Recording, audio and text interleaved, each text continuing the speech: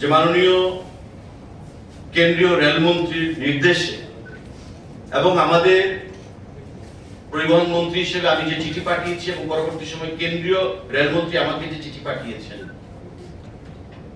পরবর্তী পর্যায়ে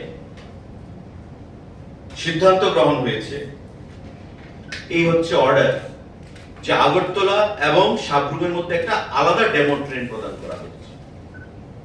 অর্থাৎ আমরা চেয়েছিলাম কোচের সংখ্যা বৃদ্ধি করতে, তারা ট্রেনের সংখ্যা বৃদ্ধি করে দিয়েছে। আগে 3টা ডেমো ট্রেন ছিল আগরতলা এবং সাবরুমের মধ্যে, এখন সেই সংখ্যা বেড়ে 4টা হয়েছে।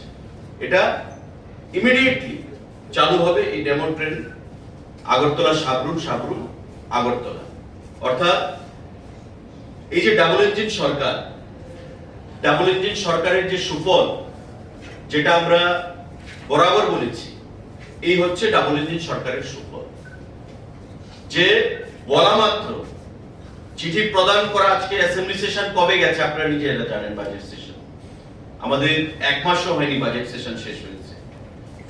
বাজেট সেশনের পর সেখানে আমরা ব্যক্তিগতভাবে আমি চিঠি লিখি, উনি চিঠির প্রাপ্তি স্বীকার করে আমাকে রেসপন্স করেন এবং এই অর্ডার মূলে আগরতলা এবং সাবরুমে ডেমো ট্রেনের সংখ্যা সেখানে আরেকটা বৃদ্ধি করা হলো আমাদের দাবি মেনে। তো আমরা রাজ্য সরকারের তরফ থেকে, রাজ্যের মাননীয় মুখ্যমন্ত্রীর তরফ থেকে, আমাদের দপ্তরের তরফ থেকে মাননীয় কেন্দ্রীয় রেলমন্ত্রীর কাছে কৃতজ্ঞতা প্রকাশ করছি এবং আমরা মনে করি যে এটা একটা সফলতা, যে আগরতলা সাবরুমে রেল কানেক্টিভিটি নয়, ট্রেন 3খানা চলছে, তার বাইরে আরেকটা ডেমো ট্রেনের সংখ্যা সেখানে বৃদ্ধি করেছেন। এটা আমাদের একটা বিশেষ প্রাপ্তি।